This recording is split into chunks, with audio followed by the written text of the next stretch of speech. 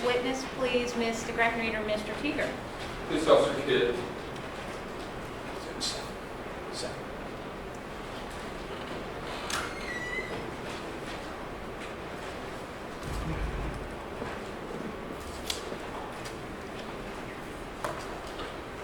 You solemnly swear that the testimony you're about to give before this court and jury will be the truth, the whole truth, and nothing but the truth. I know. So just right there, make sure you speak directly into the microphone.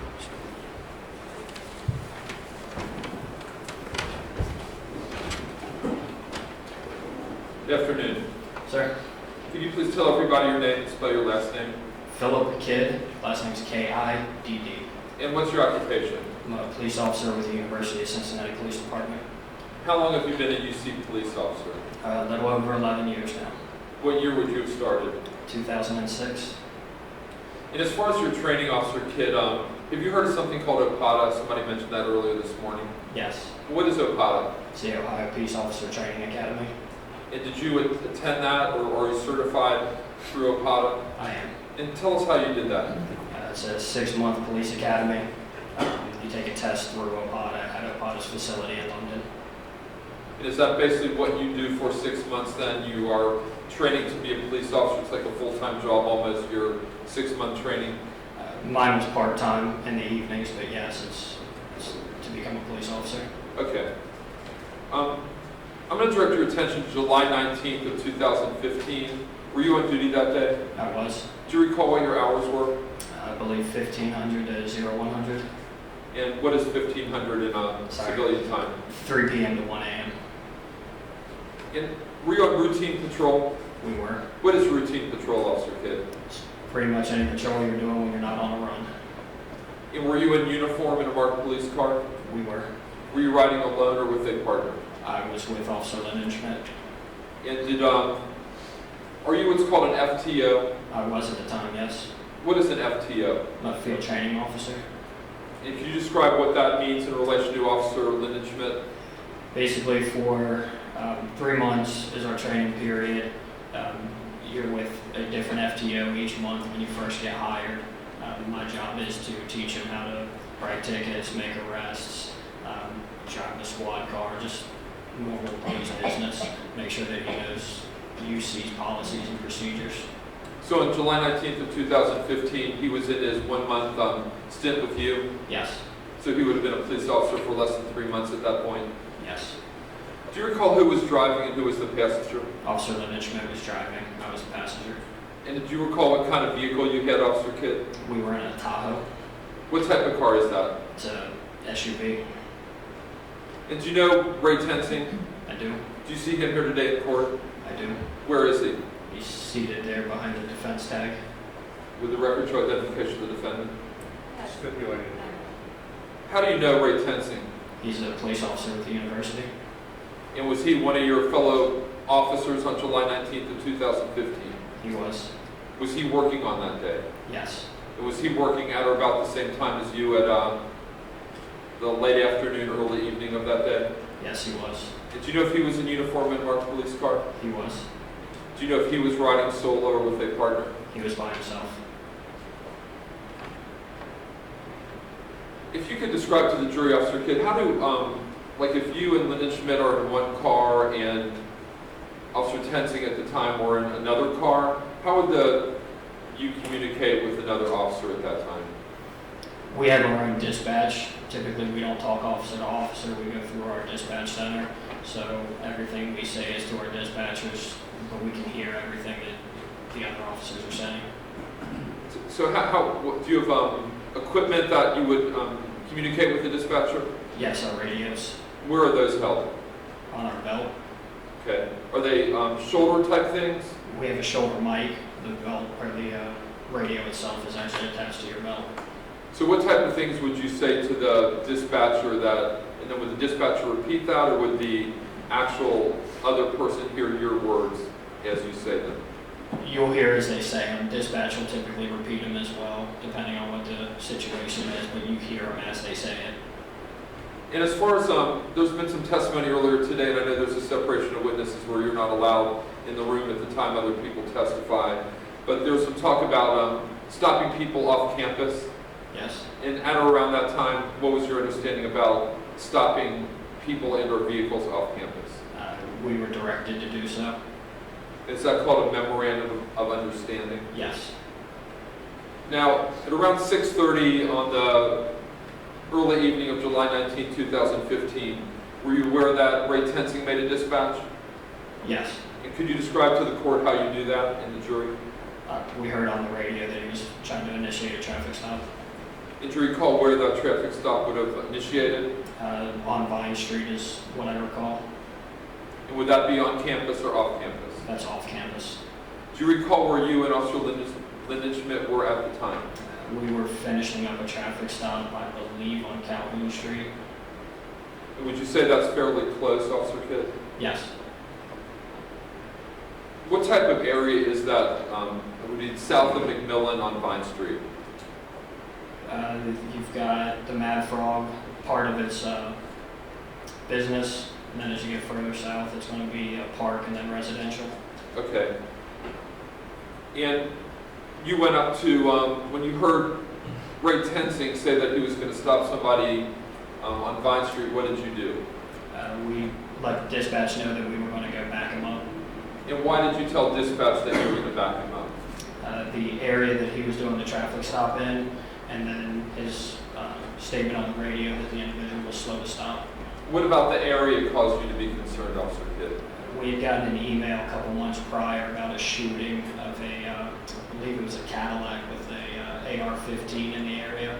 So Inwood Park, which is right around where this occurred, is at least at the time was a spot for shootings. Okay.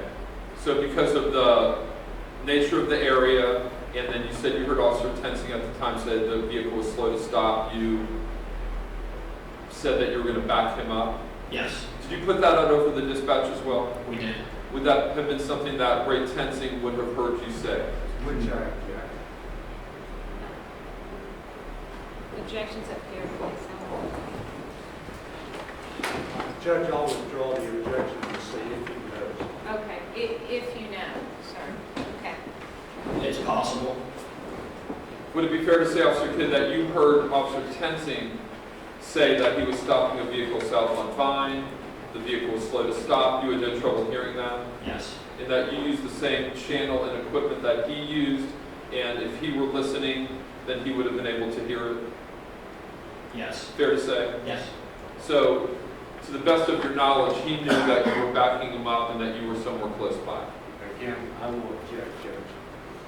Um, How does he know what Ray Tensing knew? I'm just saying if he knows, Judge. Okay, always say if he knows, so we can make it clear to the jury, okay? All right, go I'm ahead. not sure what he heard.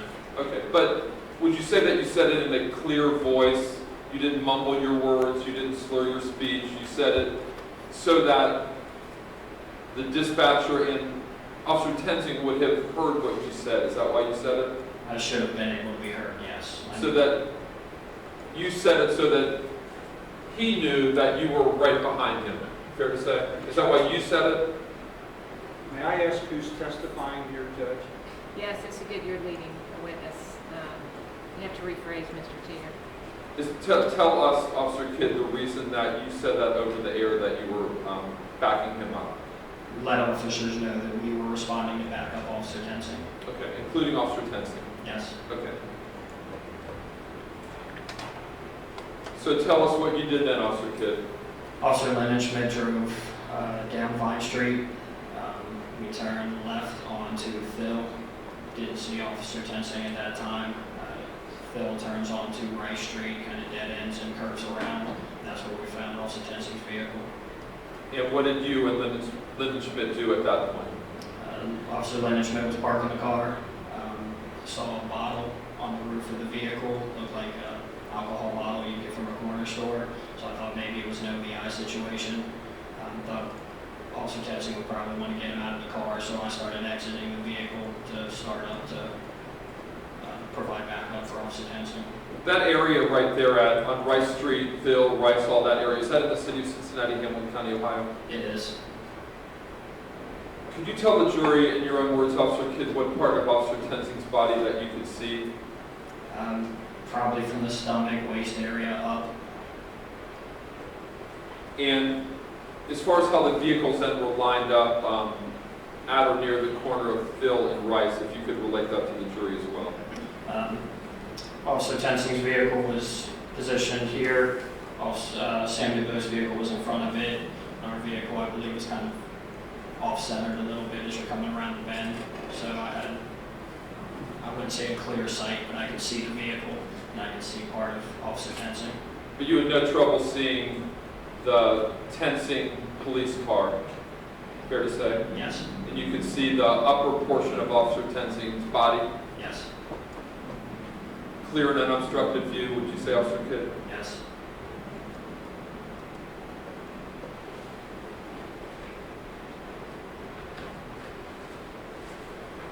Where was Officer Tensing standing in relation to the DuBose, what you know now as the DuBose vehicle? He was standing next to the driver's side door.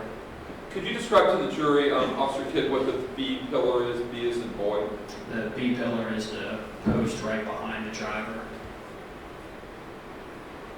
For instance, if it's a four-door car, it would be the area, there's two different windows, the driver's window and the behind the driver's window would be that area that separates those two windows. Yes. And why is that important in a traffic stop, Officer Kidd? That's the area that generally officers are going to stand when they perform a traffic stop. And where was Ray Tensing in relation to that B pillar? It was a little in front of the B pillar. And you said when you pulled up to the scene, you were telling the jury that you saw some type of bottle? Yes. Tell us what you saw happen with the bottle, and did somebody have the bottle? It was on the roof. Officer Jensen's hand, I think, was near, and I don't know if it was in his hand or just sitting on the roof of the car. Okay. And what did it look like Officer Tensing was doing at that point, Officer Kidd? When we first pulled up, talking to him, and then pretty quickly he was going for the door handle. We hadn't been there too long when he started to open the door. And what did it look like Ray Tensing was doing to you, Officer Kidd? Going to have Mr. DuBose exit the vehicle or handcuff him or whatever. He was going to try to have some physical interaction with him, I believe. To get him out of the car? Yes. What did you do at that point then, Officer Kidd? Again, when I first pulled up, I was getting out of the car, so I was trying to hurry up to the vehicle. I wasn't running, but I was doing a brisk walk. And certainly Officer Tensing's vehicle and what you now know as Mr. DuBose's vehicle was in plain view to you. Yes. Do you believe that your vehicle then would have been in plain view to Officer Tensing? I was behind his vehicle. I don't know how much of our vehicle he would have seen, but it's possible he could have seen at least part of it. You saw him? I saw him. Okay. So like if I'm looking at you now, I'm assuming that you can see me, fair to say? Correct. Nobody was hiding. No. What did you see next then, Officer Kidd? Yeah, it looked like he was trying to open the door. He meaning who? Sorry, Officer Tensing was trying to open the door. It didn't open. Officer Tensing quickly reached into the car. Not long after that, I heard squealing tires. I saw the vehicle start to move away from the curb. I heard a gunshot. The vehicle continued away from the curb and south on south on Rice Street. And then Officer Tensing fell away from the car. When you saw Ray Tensing, did you say you saw him put his hands into the car? Yes. And how would you describe that motion, Officer Kidd? It was a real quick, reached in, lunged into the car. I mean, I don't know. It's hard to describe. He's just, trying to pull the door open and then he's reaching into the car. You said he lunged into the car. Well, what does that mean, that Officer Tensing lunged into the car? It's a quick reaching motion. Was it you say quick? And how many hands, if you recall, did Ray Tensing use to lunge into the DuBose car? I'm not sure.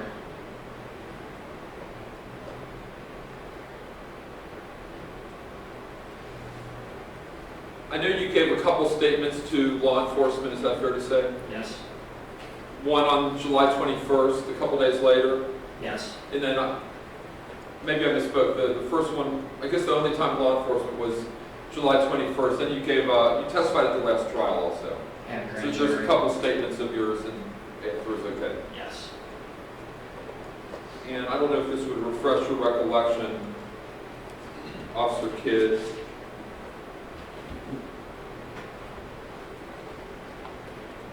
When you were asked, do you recall what hand, or if it was both hands that he lunged into the vehicle with, and your answer was, I think he dropped the bottle and was going in with both. Okay. Fair to say? Okay. Yeah. So back then on July 21st, you recall telling the homicide detectives that Ray Tensing lunged into the car with both hands. Yes. Okay. Could you be wrong about that, Officer Kidd? I don't recall at this point how many hands he reached in the car with. But back then on July 21st, you thought it was both hands. Yes. Fair to say? Yeah. And then you say the car was, you heard a shot. Yes. Do you know who fired the shot? At the time, I did not. Did you ever see a gun or a weapon in Ray Tensing's hand at the time the shot was fired? No, Did you ever see him pull the weapon out of its holster? I did not.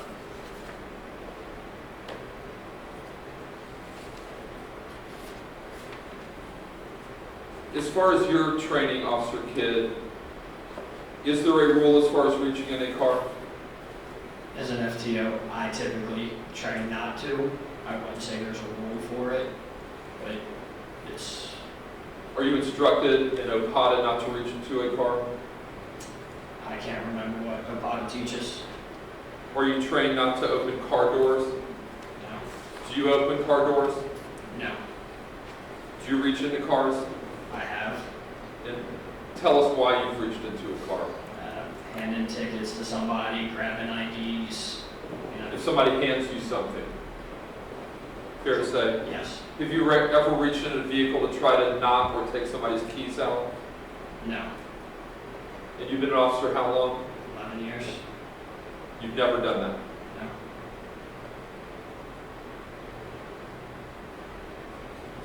What happened next then at the scene, Officer Kidd? Again, the vehicle continued south on Rice. Officer Tensing fell away from the vehicle.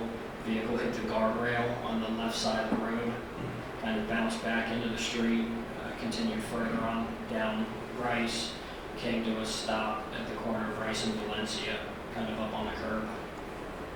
And what did you do and what did you see Ray Tensing do then, Officer Kidd? At that point where he was standing, where he was getting back to his feet, I saw the gun in his hand at that point. I got on the radio and said that there had been shots fired. I yelled to Ray and asked him if Mr. DuBose had a gun. He never answered me, but as we were running down the street, he got on the radio and said that he had fired. He, as an Officer Tensing, had fired the shot, and I believe he said he had struck him in the head. Would you say Officer Tensing got up from the ground slowly or quickly, Officer Kidd? Quickly. And then at that point, is that the first time you saw Officer Tensing with a gun in his hand? Yes. And at that point, you didn't know if he had just pulled it when he was on the ground, Correct. or how long he had it out, fair to say? Yes. And you were looking right at the situation, but you didn't see the shot happen. I did not.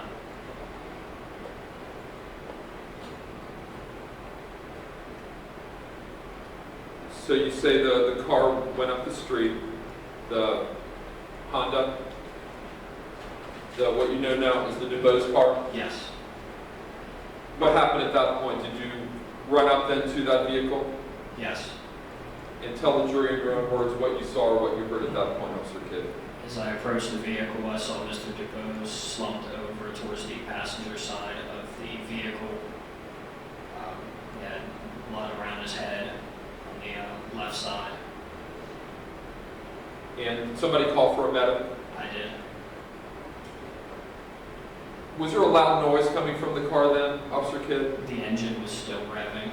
And tell us how that got changed. Officer Tensing went around the front of the vehicle to the driver's side, and he reached in and turned the car off. And what did you do as Officer Tensing did that? Just provided cover for him. What does that mean, Officer Kidd, that you say you provided cover for him? Basically, I aimed my weapon at the vehicle until he stepped away from it. Okay. So you had your gun pointed at Samuel DuBose at that point? At the vehicle. I wasn't necessarily pointing it at DuBose. It was placed at the vehicle. When Tensing came around, Sam DuBose was between me and Officer Tensing, so pointing my gun at Officer DuBose at that point puts him in a line of fire, so I wouldn't have been pointing it at DuBose at that time. Gotcha. But you were ready to use your weapon to protect Ray Tensing in case Samuel DuBose was still a threat. Is that fair to say? Yes. So at that point, you didn't know, you saw the blood, Yes. but you thought he still may be a threat to Officer Tensing. Potentially, yes.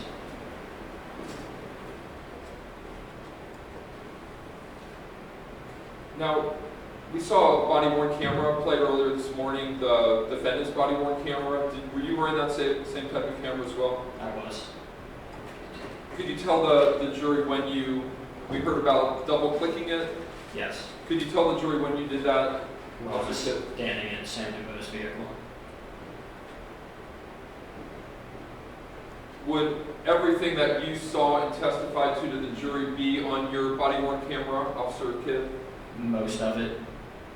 Unfortunately, it only plays back 30 seconds, and the initial part of the stop is not on my camera. The shooting isn't covered by your camera at all. It's not, And tell us why that is again. because I didn't activate the camera until I was up in Sam DuBose's vehicle, and I guess that didn't come into the 30 seconds. Okay. Why did you, okay, Judge, I think that's Mark 6, exhibit number 14, Officer Kidd's body-worn camera. So at this time, I'd like to admit it and play it for the jury. Okay. No objection, Judge.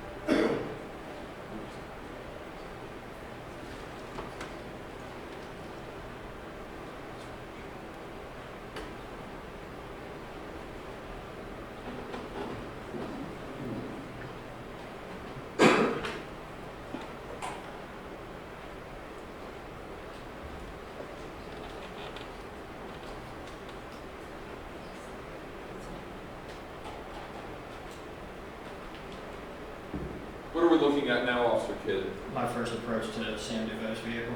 And is that the 30 seconds back where there's no sound? Yes. Okay.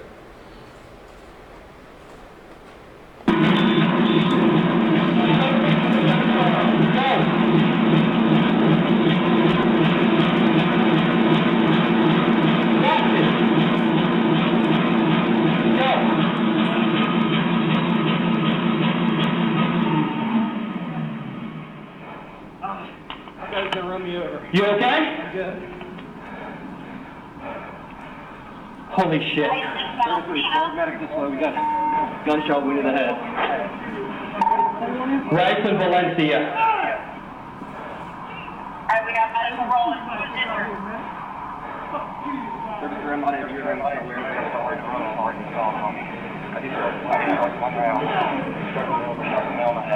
We're going to need an admin page. We're going to need a medic. We're going to need multiple officers here. Is that your voice, the louder voice? It is.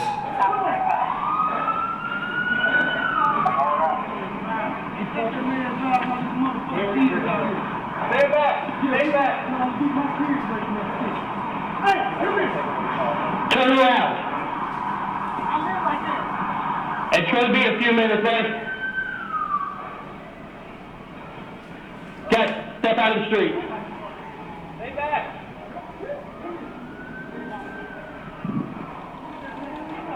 You took off on me, man. I'm switching to 5.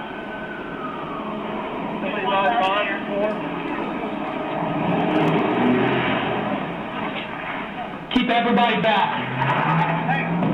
Hey, Tony, you want to go block off that way? Yeah. Do we have anyone down there? No, you take that. Fucking crap. Yeah, he's just dragging me. Yeah, I saw I that. was going to get run over. I was trying to stop him. Get him to go around. Tell him to get over here.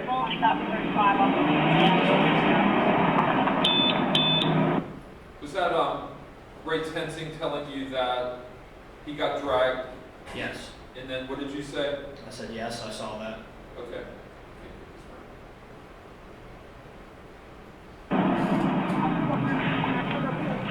Huh? I'll be right here.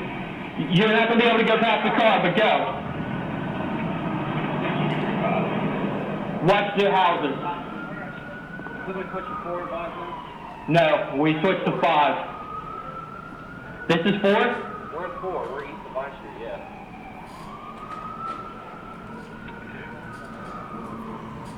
(92:32) on channel 4. 9220 or 35. Was this you? Channel 4. Huh? Was this you? No, it was Did you? no, he did. Stay back. Stay back. Stay up there with your car, keep everybody past the scene.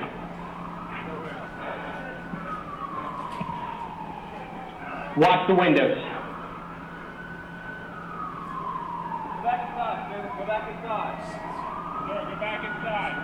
Oh, he's dragging me, man. Yeah, you good? I'm good. I just got my hand on my arm caught. Yeah, I saw that.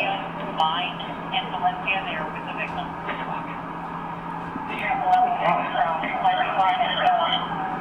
They are originally Vine. What was he reaching for? He kept reaching around. I told him to step out of the car. I couldn't produce a license. So that's when I put in drive, started taking off. I reached in on him. I shot one round down. He's 2-7. He's done. You saw? Yes.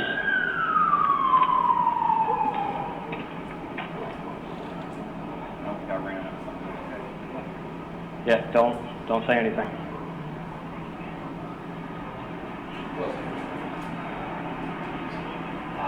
When you were saying don't say anything, what did that mean? Was that you saying that? Yes. Who were you talking to? Officer Tensing. Okay, why did you say that, Officer Kidd? I don't know.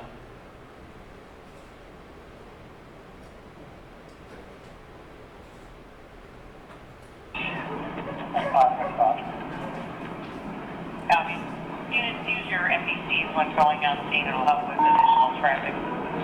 9220 9220, go ahead. Okay, you're out. District 4 boss down here. 4220, copy. Copy. Unit, continue for now. Unit, continue. 25. Here's something to walk off. Down right. Down around gauge. Lock that off. Lock off. Middle one. Right. Copy. Lock right. Gauge and fill and right. 40 to 11. Take right and gauge.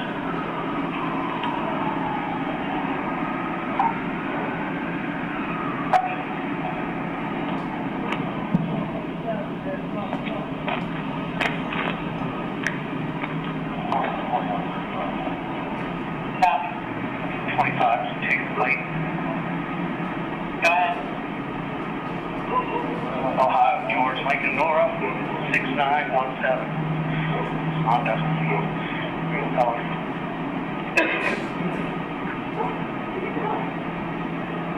Registration 6 seconds, breakdown, owner suspended, late valid, no marijuana. Sorry? Anybody else down here? Down here with who? Yeah, he's down there by himself? Yeah, he's down there by himself right now. Anybody still down there with?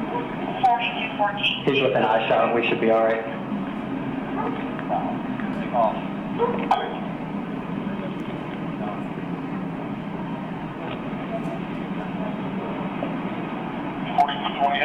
Contain across the intersection down by the entrance to the park.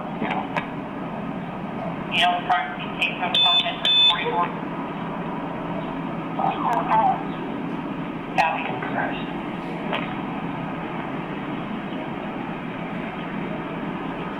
Fuck.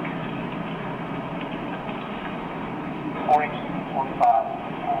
Have 5 location. Introducing officer. Copy.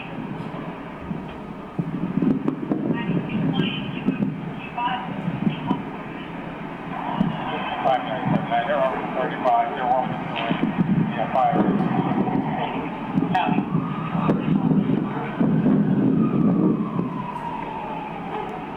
Yeah, go down with him if you would. See if he's got crime scene tape and tape off the street right there.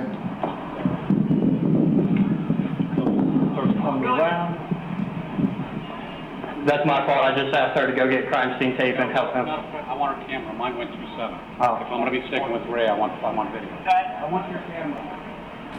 Do you want me to stay with Ray since I was here? Lyndon Schmidt and I saw it, so. Yeah, who did it? Me and Lyndon Schmidt. Did you see him being dragged? Yes.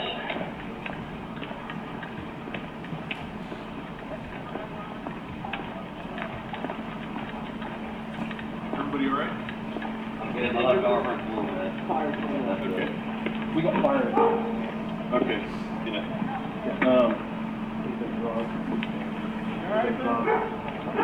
Who all was up here when Me witnessed it. I saw it. Okay. So And I think can you I think my trainee saw it as well. yeah, get him in a car, get him pulled off. Yes. My trainee saw it as well. Who's this? This gentleman here, Lyndon Schmidt. Okay. Hey, Frank, I'm gonna need you to take... We're about to get separated, bro. 4220, do you need any other units directly at your location? If not, I'll send them to the area. Everybody okay?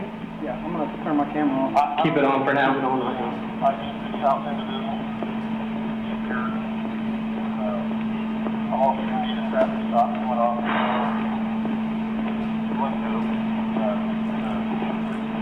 Down the bottom.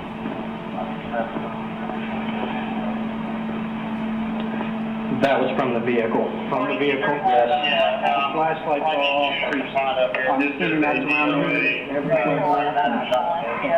I'm just letting you know these are involved. Sorry? He's the tall one in the gray shirt. Okay, UCS officers covered team 4220 copy. Just This was in ours, I'm gonna just throw them back. all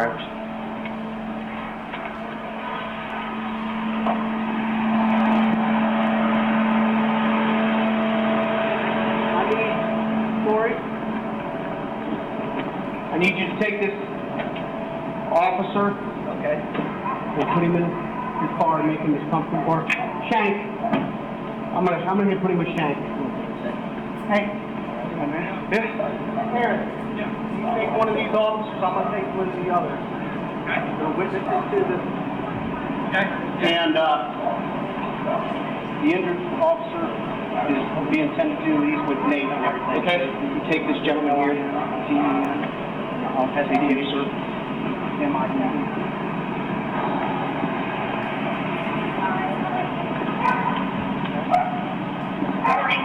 On the injury to the UC unit.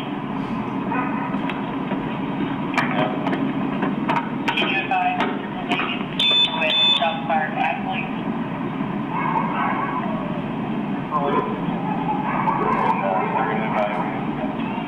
You need a little something to drink, right? Not good. Sure? Yeah. Tell me if you need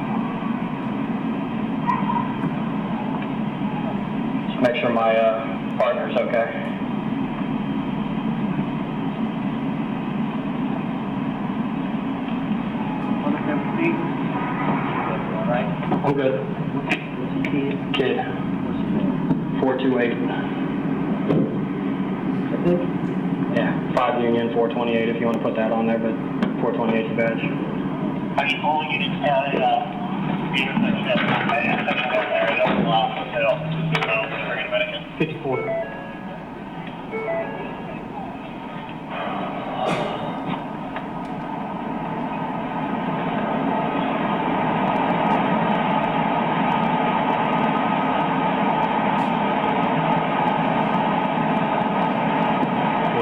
I'm good.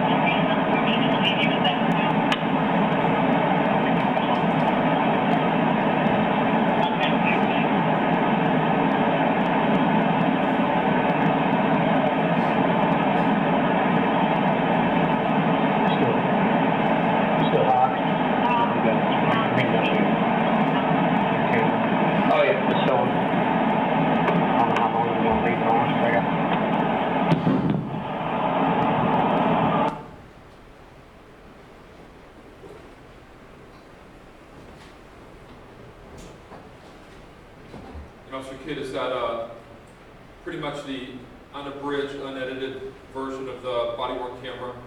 Yes. 100% in its entirety, nothing more than what we saw here today? Correct. Have you ever heard of cruiser cam? Yes. Did your car, Ray Tensing's car, have cruiser cam at all? The Tahoes have one, but it's old and it doesn't work. Okay, so there's no so-called, in addition to the body-worn cameras, there's no other video of this incident in any way, shape, or form, other than Officer Lyndon Schmidt, I think, has a body-worn camera as well. Correct.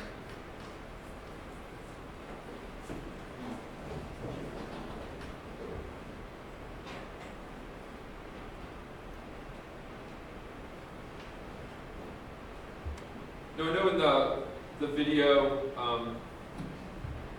you said, I think Officer Tensing had said, I was being dragged, and you said, yes, I saw that. Yes. Did you see him being dragged? No. Can you let the jury know why you said you saw that if you didn't see him being dragged? I saw Officer Tensing moving with the vehicle, and when he said he was dragged, it's certainly a possibility, so I wasn't going to sit there and argue with him. Okay, but you confirmed that you saw him being dragged, but today you're telling the jury you never saw him dragged. Correct.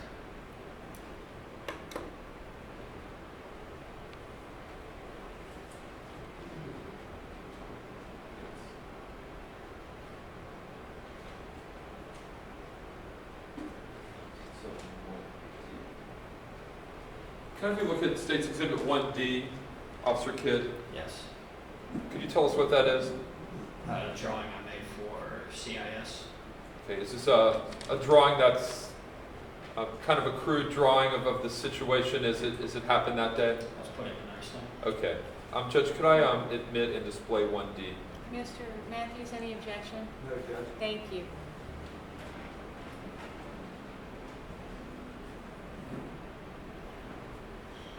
And Judge, if it's okay if Officer Kidd could get up and maybe explain to the jury using the diagram what we're looking at. Sure, go ahead. Just speak And you loudly can just step enough. up over here. But speak loudly enough so the jury can hear you, okay? Yes, ma'am. Okay. This here would be Officer Lyndon Schmidt, my patrol vehicle. Officer Tensing's patrol vehicle, Sam DuBose car.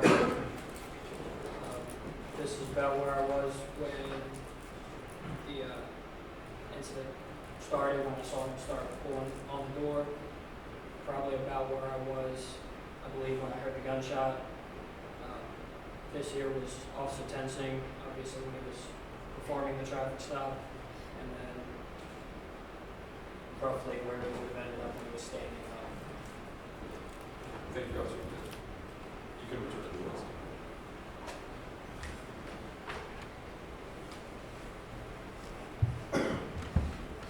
And I think on that video you were pointing out some things to, was it a Cincinnati officer? Yes. Can you tell the jury what you were pointing out? The bottle and I believe a flashlight. You were saying that's involved, just to let them know that was part of the situation. Correct. But what about Officer Tensing's car? What happened to that? I believe it got moved. Okay, because I know in the video that we've seen, that we just saw of you, the Tensing vehicle isn't where it would have been in your diagram. Correct. Do you know who may have moved that? I believe Officer Lyndon Schmidt did. Was that under your direction and control? Did you tell him to do that? I told him to block off the street. That was my direction. Okay. And looking back, you wish you probably wouldn't have moved the Tensing vehicle, fair to say? Yes.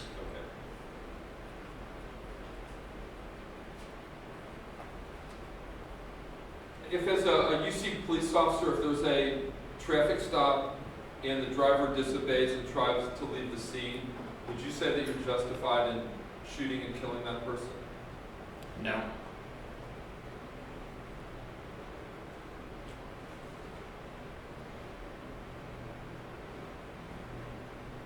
What, and I know this sounds simplistic, but what is a holster? It's the device on our belt that holds our firearm. And is that attached to like a belt? Yes. What's that belt called? Duty belt. And are there a bunch of things on the duty belt? Yes. This is your, what else is on the duty belt besides your holster? You've got your mag pouch, asp carrier, your radio, handcuff case, glove pouch. What's an asp pouch? It's the extendable baton that we carry. Okay. What's an extendable baton? Does it start out short and you can like whip it and then it extends to a bigger, longer length? Yes. Okay. And you say you have handcuffs also? Yes. I'm going to show you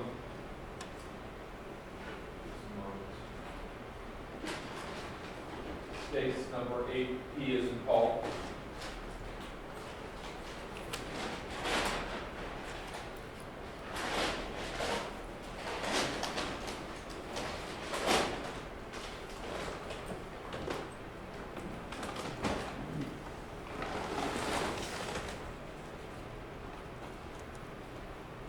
Put that here. I think we're good.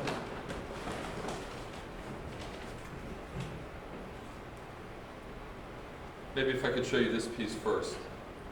What is this piece? It's our radio.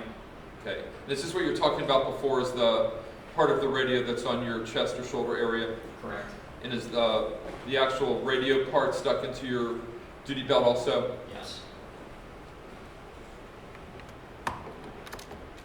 And if I were to tell you that this is Ray Tensing's duty belt from that day, would you have any reason to disagree? No, sir. Okay.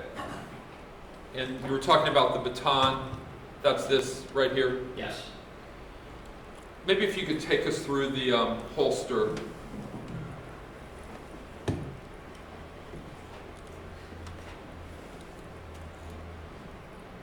Judge, if you, I don't know if you could do this, Officer Kidd. It might be easier for the jury to see if you stand up and show us how that works. Yes, Would that do be you okay, mind? Judge? Okay. No, that's fine. That's You want me to walk over Would closer that to be that? okay? Yeah, that's fine.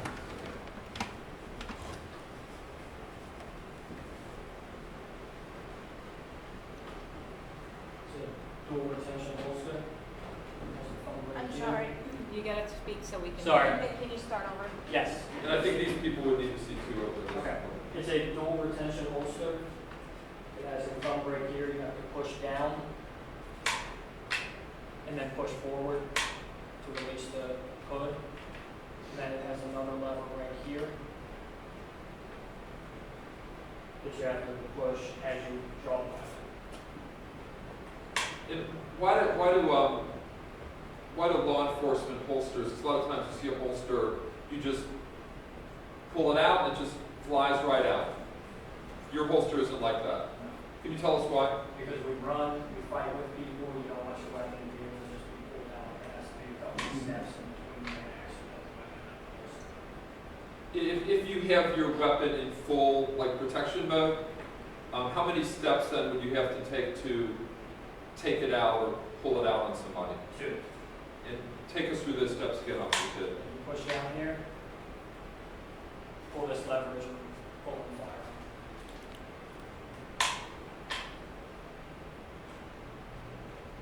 And not to give away any secrets or whatever, but that's something that you would think people that you're fighting with wouldn't know, and that's something that you would know, because if somebody tries to grab your gun, most people think you can just pull it out and it's going to come out, and it won't work that way. Even if they know, you still have to be able to get your hand in there. It just makes it harder for them to drop the weapon. On the second step, you mean? Correct. So you called it a hood. What is the hood? This part right here, it covers the weapon.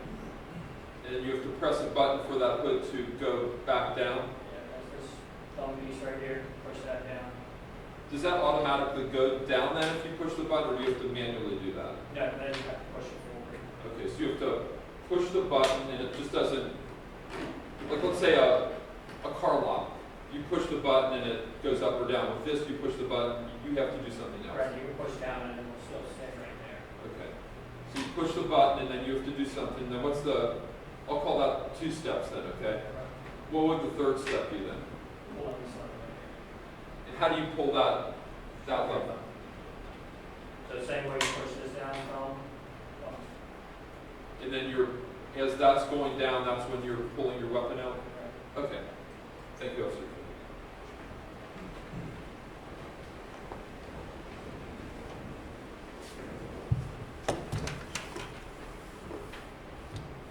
And tell us how you learned how to do that, Officer Kidd. Training.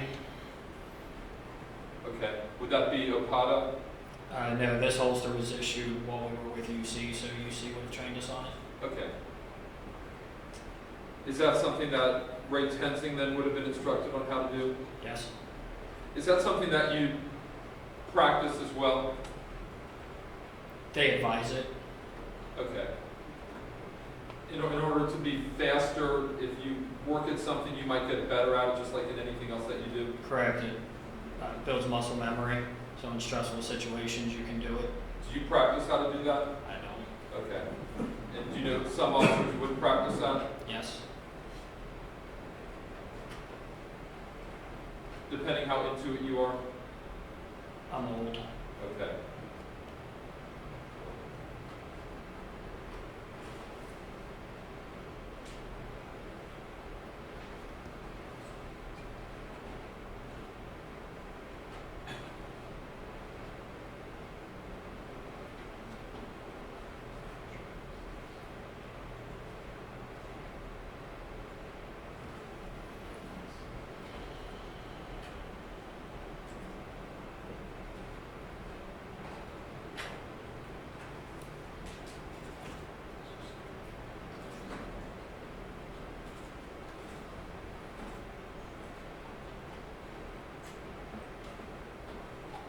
I'm going to show you what's been marked State's Exhibit number 18, Officer Kidd. What does that look like to you? It says firearms and deadly force policy.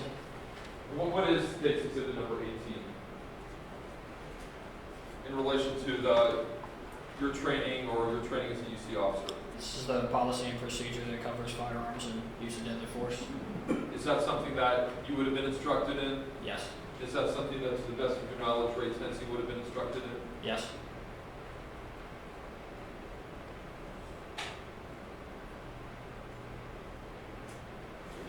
And State's Exhibit number 19, I think there's a second sheet on number 19.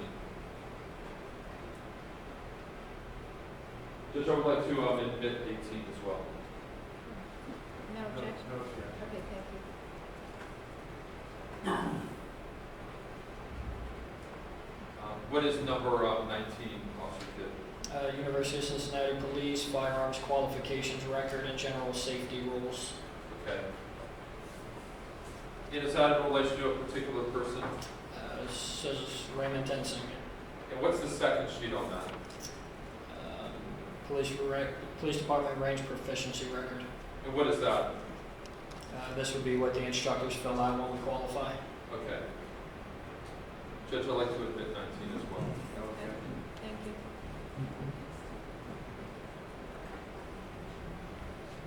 On number 19,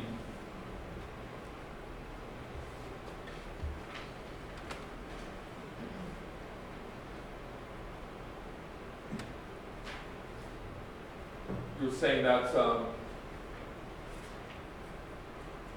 safety rules that has Mr. Tensing's name on it Yes. and a signature at the bottom. Yes. You weren't a witness to that, I'm assuming. No. But it looks like Ray Tensing, 429 of 14. It's hard to read the signature, but yeah, the date's definitely legible. Sure. And then the range proficiency record, that relates again to Raymond Tensing. Yes. And what would that show again, Officer Kidd? That's, I assume, what the firearms instructors would fill out after we qualify. Okay.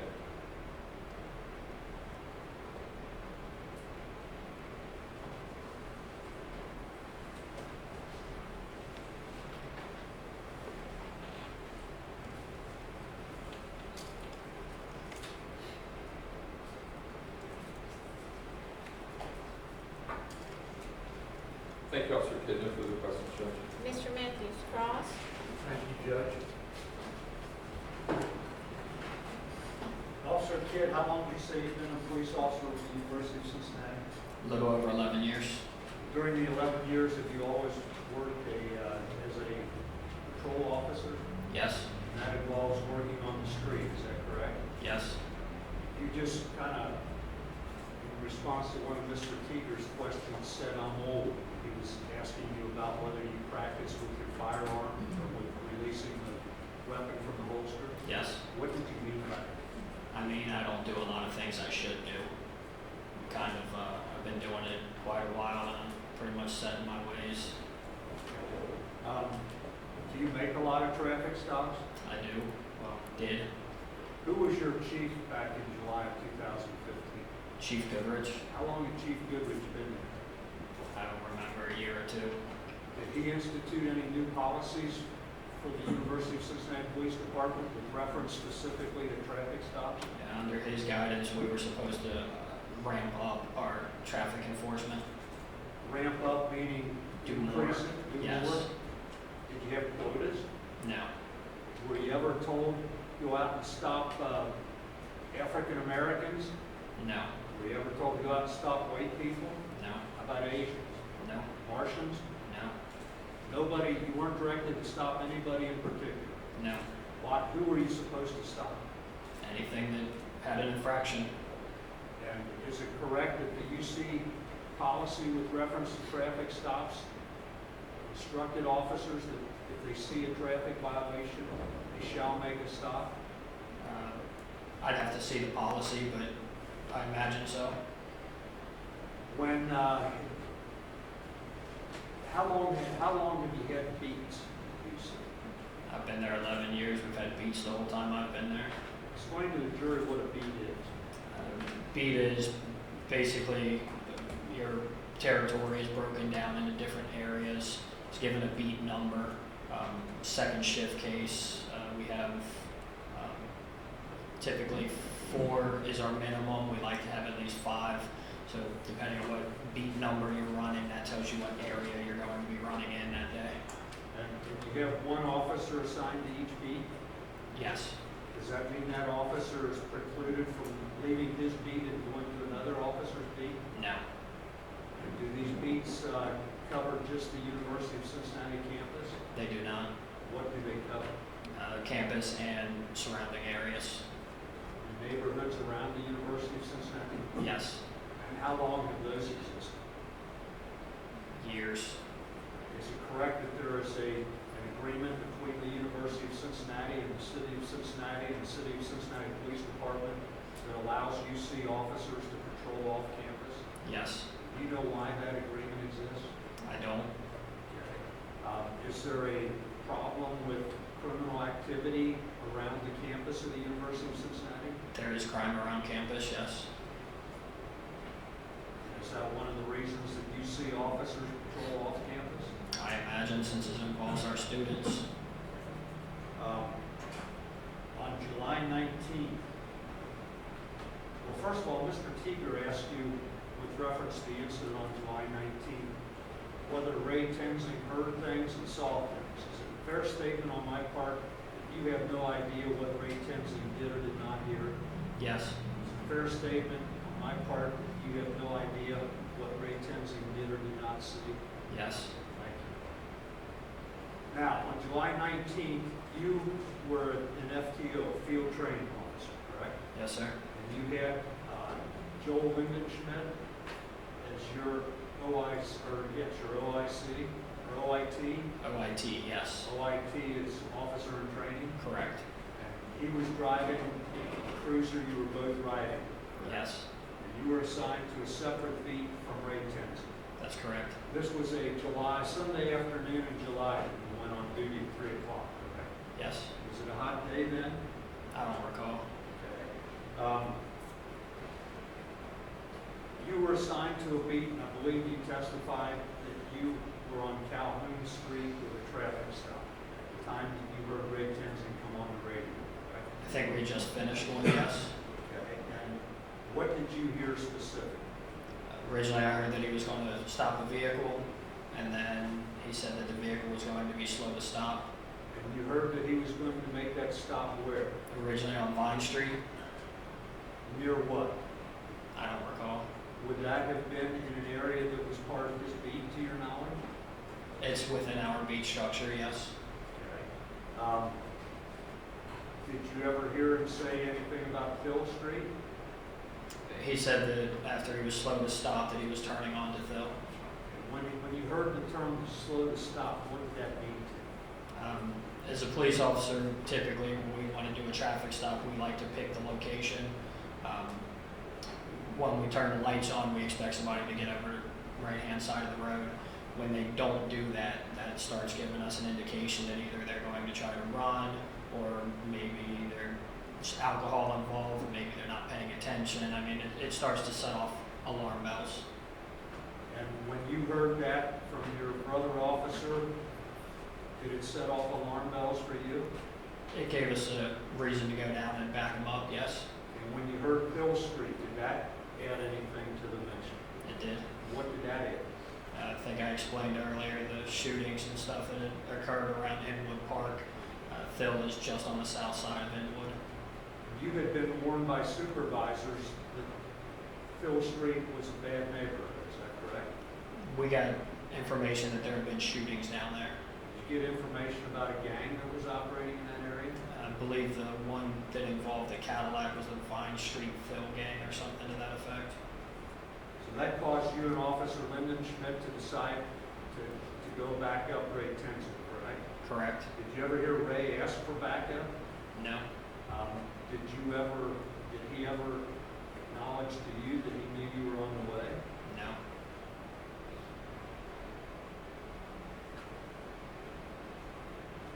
When you make a traffic stop, do you always get the driver out of the car? No. Do you ever get the driver out of the car? Yes. Why would you do that? If you can't identify the subject, you pull them out of the car. If you have identified them and they have warrants, you'll pull them out of the car. When you pull them out of the car, are they under arrest automatically? Typically, it's a detention at that point. Do you sometimes handcuff people when it's a detention? Yes. Why is that? They're possibly a threat. Depends on what the warrants could be. You have to verify the warrants once when the MDC tells you there's warrants. Typically, again, we'll place them in handcuffs, detain them, call the county and verify that the warrants are good before we decide to act on them. And is that for your own protection? Yes.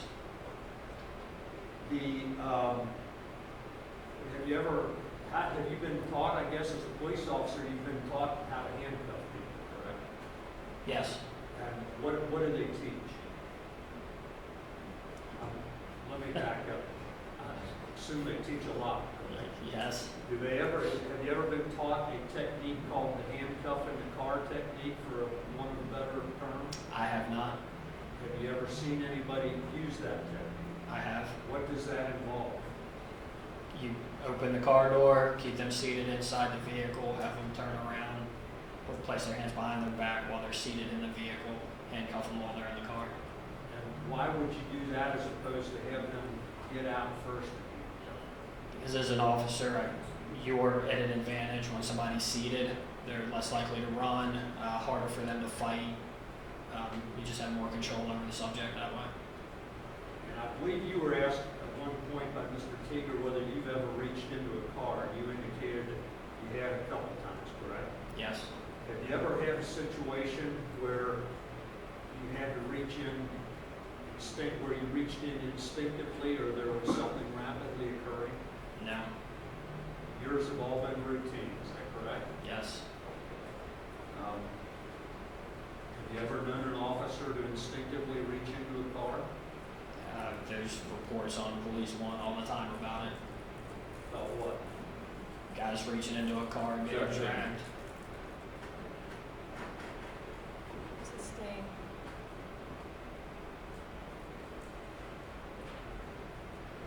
When you detain somebody, handcuff them in a traffic stop, do they always get arrested? No. Now let's go to July 19, 2015. You came on duty, you said at 3 o'clock p.m., correct? Yes. You and Officer Lyndon Schmidt went about your business.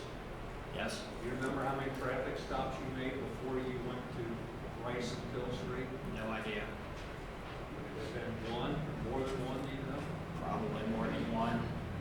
Would it be fair to say that most UC officers were pretty active? Yes. And that was kind of a requirement of the job, correct? They wanted it, yes. You, I believe, testified that you came down Vine Street. Do you know where you came from? I believe we were, again, on Calhoun, that area. I think we went down south on Ohio. We would have went east on McMillan and then south on Vine Street. When you say south on Vine Street, you would have been headed from the UC campus toward this downtown direction, correct? Correct. And did you know where Phil was at that time? Yes. Had you ever been back there before? I don't believe so. And you had heard, your information was that Officer Kensing was on Phil, is that right? Yes. So you turned left off of Vine Street onto Phil, correct? Correct. And what did you see? We didn't see anything at that point. What did you do then? Continued around Phil until it turned on to Rice Street. And that is when you saw Officer Kensing's cruiser? Yes. And that was parked right around the corner, is that correct? Correct. Was it parked right behind the car you now know as Sam DuBose's car? It was behind it, yes. You know how much distance separated them? I don't.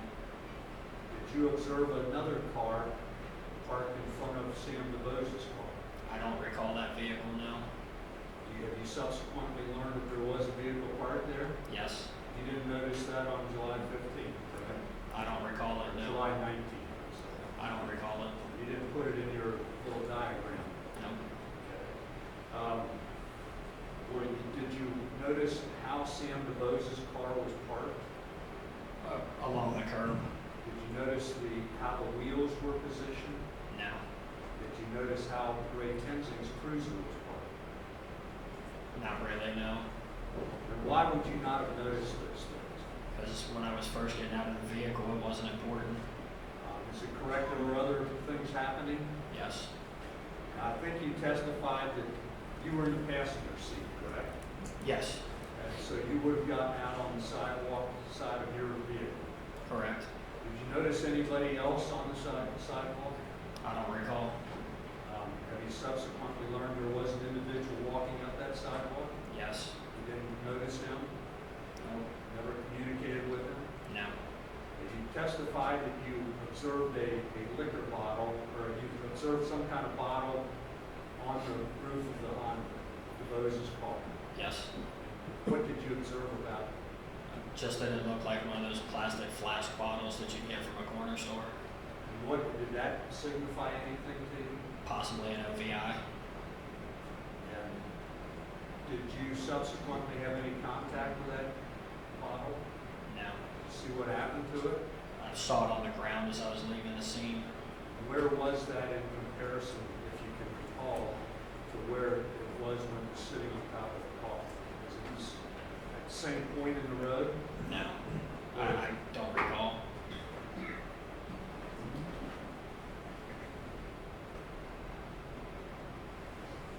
Now, you indicated that you observed the bottle on the roof, you saw Officer Tenzing's hand on the door, correct? Yes. Do you remember which hand it was? No. I believe it was his left because I think he had his right hand on the roof of the car. Okay, and looking at the duty belt in front of you, are you able to determine from looking at that what hand an officer would shoot with? Right-handed. And how do you determine? Side of the belt that they got your opening here. So as the belt's facing up with the opening here, holster's on the right side. Are there any officers who have holsters on both sides of their duty belt? No, not that I've seen. So it's on the right-hand side, that means that officer shoots with his right hand, correct? Correct. You talked about the OPATA standards before. Remember that on your direct examination? I don't remember talking about the certifications, but Well, let me ask you this.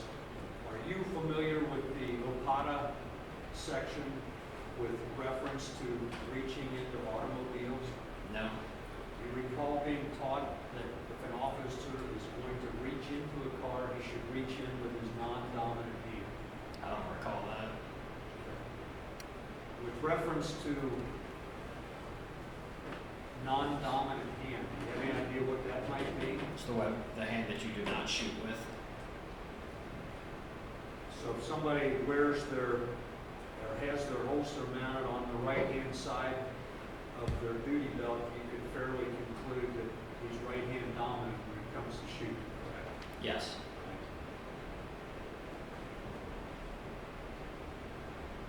Now, you said the next thing you observed after you saw Officer Tenzing's hand on the door, starting to open the door. Were you able to see what the occupant of the vehicle, Sam DuBose, was doing? No, You never saw any movement from him? not that I recall, no. You testified, I think, that you saw Officer Tenzing quickly reach into the car, correct? Yes. And you've used the term lunge. What does that mean to you? Just a quick movement. Does it imply to you that, do you mean by that the whole body went into the car? No, Did you ever see Officer Tenzing's whole body go into the car? no. What did you see? Him reaching into the car. And that was a very quick movement, correct? Yes.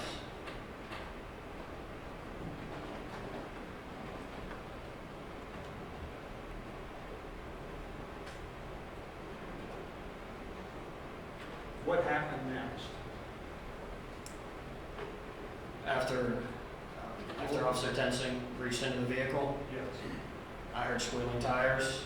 I saw the vehicle start to move away from the curb, gunshot, and then the vehicle continued down Rice Street, and then Officer Tensing fell away from the vehicle. Is there any question in your mind that the sequence you just described is the order in which things happen? No, Okay. Do you know whether the car was started or stopped when the engine was running or not running when you pulled up on the scene? I don't know. Do you recollect ever hearing start? No. First thing you heard or saw was after Officer Tenzing reached into the car quickly was you heard squealing tires. Yes. The car began to move.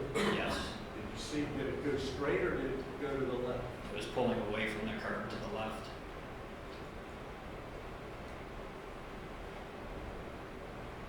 And you testified that you were not able to see Officer Tenzing's lower portion of his body, correct? Correct, I don't recall.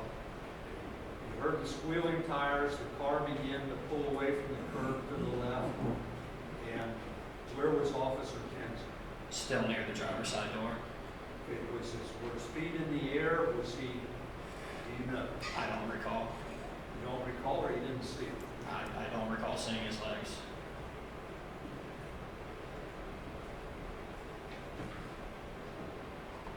Were you able, when you heard that car, or when the car was pulling away from the curb, could you tell whether or not it was accelerating? It was.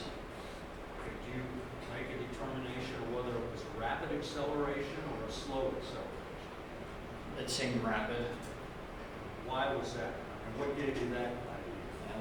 The squealing tires typically is the tires not getting traction on the pavement. That's usually from a pretty quick acceleration. Are you able to estimate how fast the car was going? No. In your interview, you indicated that as that was happening, you saw Officer Tenzing falling backwards. Is that correct? After the vehicle was pulling away, yes. How was he falling backwards? Can you amplify that? I can. Did you see how he ended up? On the ground. I mean, he was standing. I think he was on his butt standing up is what I recall. Okay. Can you tell, ladies and gentlemen of the jury, how quick all that happened? It was very fast, a couple of seconds tops.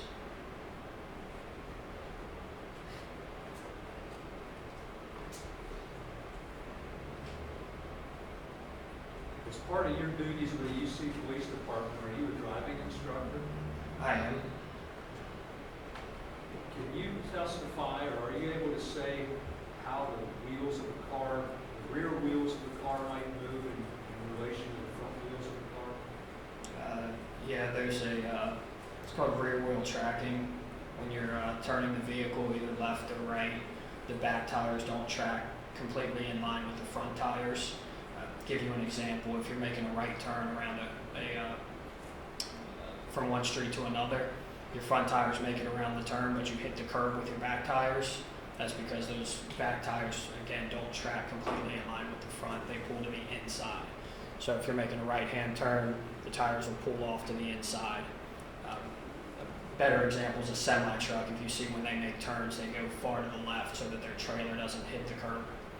But cars, it's the same idea. You need to make allowances for that back tire. Do you teach officers as part of your job how to position themselves with reference to cars? As far as where to stand during a traffic stop? Yes, sir. When I'm training somebody, yes. How do you train? I train to stand at the B pillar. And do you talk about how far back they should stand from the car? No. If I just understood your testimony about tracking, is it correct that if an officer is right next to a car, as it pulls away to the left, that it could very easily hit that officer? Yes.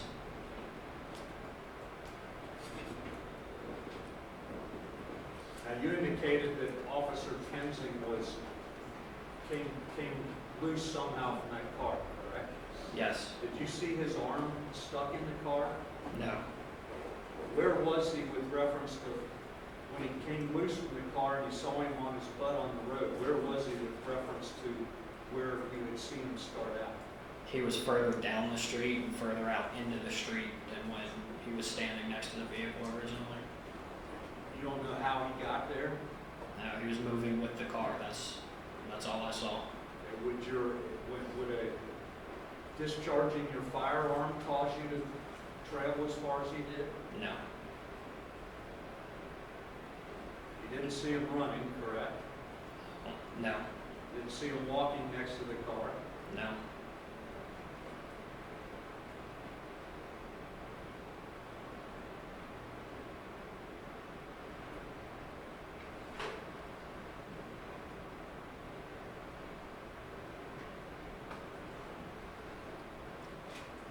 continued on down to where the car came to rest there at Rice and Valencia, correct?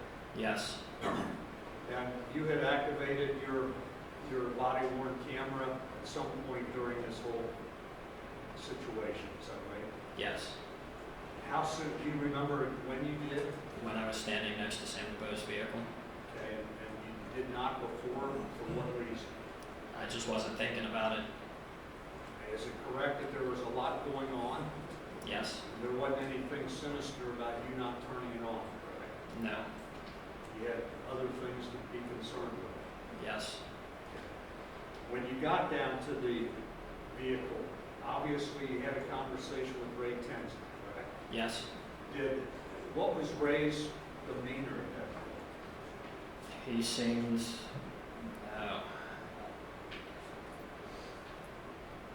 I don't know how to describe it. He wasn't upset. He was, I can't describe it. Well, I mean, was he elated, happy? No, Was he in shock? most likely, yes. Perception. I sustain. Officer Kidd, you indicated that you described the items on the duty belt of Ray Tenzing. I didn't hear you mention anything about a taser. No, Is there a taser on that duty belt? there is not. Why not? We were, they took our tasers away back in, I believe, 2011. When you say they took your tasers away, who did that? The university, they decided the taser was not going to be part of our equipment anymore. So that's not an option you have in a situation such as this, correct? Correct. You demonstrated the retention system on the holster. And Mr. Teeger had you show how that works. And you talked about the hood, correct? Yes, And Mr. Teeger had you identify a two-step procedure to do what with that hood. to put the hood in the forward position. And that's something that's the first thing you have to do in order to remove the weapon from the holster, is that right? Yes, And is that something that an officer can do? I mean, when would you flip that hood forward? there's multiple situations. Anytime you think you might need to draw your weapon, anytime you're not sure about a situation, if we're clearing a building and, say you've got an alarm on a building, we don't typically draw our weapons when we're walking through because we get staff that go in there, but you would typically drop the hood on it in case you needed your weapon quickly. What about at a traffic stop? Yes, you could. To you? Generally, no. Sometimes? Yes, And that's a situation by situation determination you make? yes. What might make you do that? If the vehicle has warrants attached to it, How about when you have contact with the driver of the vehicle, is that something you might do?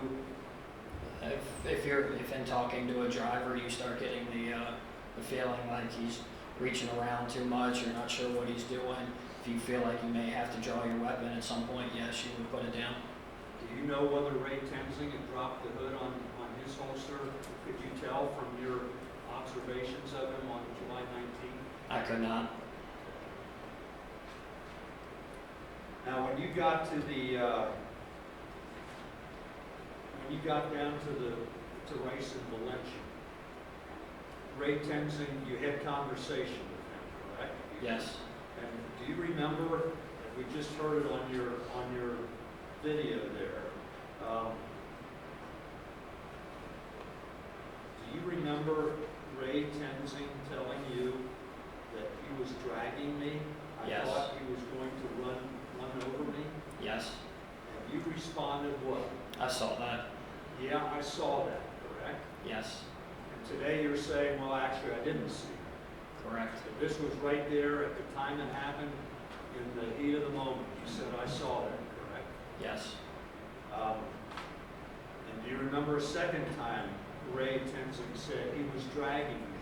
And you said, yeah. yes. What did you mean by that? Again, I saw Officer Tensing moving right beside the vehicle when it was pulling off, so it made sense. Then Ray Tenzing, or you said to Ray Tenzing, remember saying, "Are you good?" And Ray said, "I just got my hand and my arm caught." And you said, "Yeah, I saw that." Yes. Did you in fact see that or not? No. Well, why would you agree with Ray that you saw it? I don't know. You haven't been put under any pressure to change anything you saw on July 19th, have you? No. By anybody at UC? No. You're not in fear of losing your job over this? No.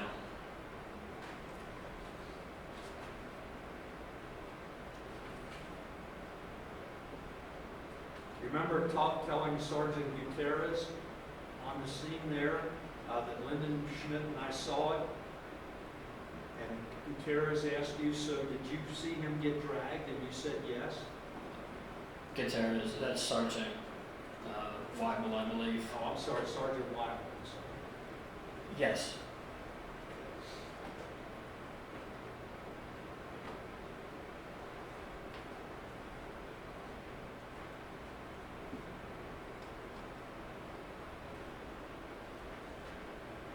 And as you were walking back with the Cincinnati police officer at the end of this down Rice Street, or down Rice Street, you saw the gin bottle laying in the street, correct? Yes. And you also saw a flashlight laying in the street?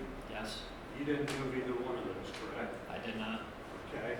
And those both, the gin bottle is the same bottle you saw on the hood of the Honda Accord when you first pulled up? Yes. And did you learn that the flashlight belonged to Ray Tenzing? Yes. And that would have been at some point in his duty belt, correct? Correct. And somehow it was not when you walked back down the street. Yes.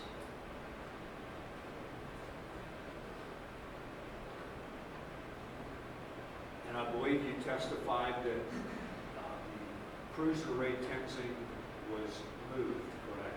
Yes. And you said something to the effect, if I heard you correctly, that was unfortunate. Did you say that?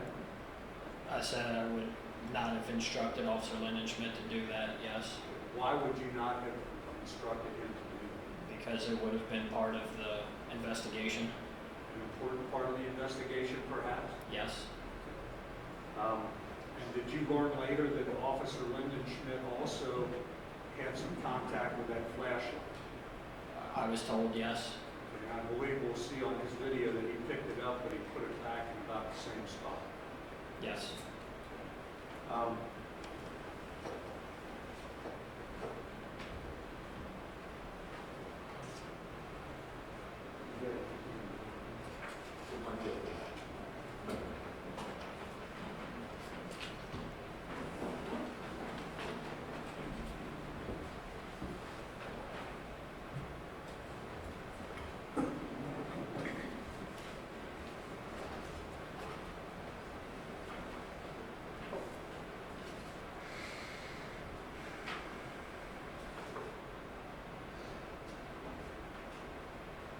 Officer Kidd, I'd like to ask you a couple of questions about the firearms requalification process, or qualification process at the University of Cincinnati. Are you required to be qualified with your weapon? Yes. How often do you have to qualify? Once a year. And where do you do that? Indian Hill Range. And is there another UC officer who kind of oversees that? Yes. Okay. When you are, does that involve target shooting? Yes. What is the policy with reference to shooting at a person?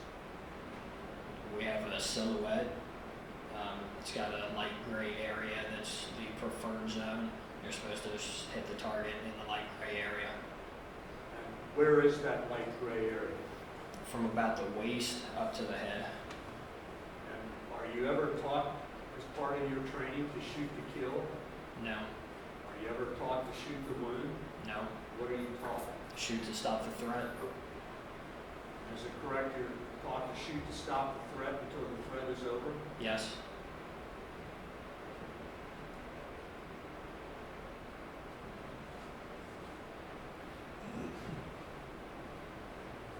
Mr. Mr. Teeger had you identify the UC firearms and deadly force policy.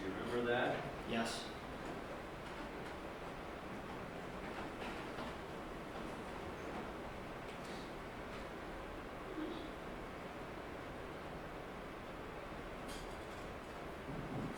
You know that part of that policy says an officer may use deadly force to protect himself or others from what he reasonably believes to be an immediate threat of death or grievous bodily harm. Yes. Is that contained in that policy? Yes, sir. The policy also says officers should not discharge a firearm at or from a moving vehicle except as the ultimate measure of self-defense or defense of another when the suspect is using deadly force. That's part of the policy. Yes.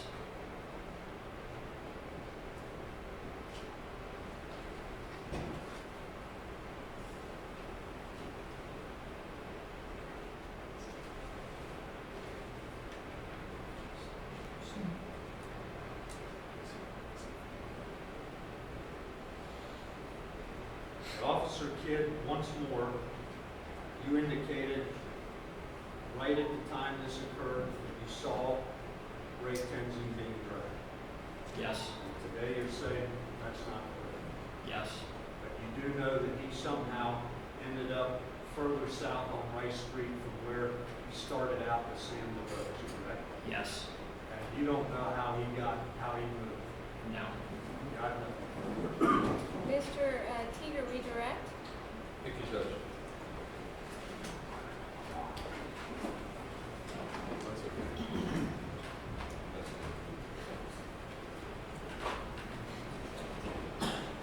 As far as the sequence, Officer Kidd, you had told the jury a few minutes ago that the car, you heard squealing tires, the car moved, and then the shot. Is that fair to say? Yes. And you felt pretty certain about that. Yes. But you had also told the homicide detectives that he lunged in with both hands. Yes. And you were wrong about that, fair to say? Yes. Okay. And as far as the holster sequence that we talked about, if somebody had, it was just a front plate and a driving under suspension, would you normally, is it called flip the hood for that? Yeah, I would not. That's all I have, Officer Sid. Okay. Can I Anything else? inquire, Judge? Yeah, of course.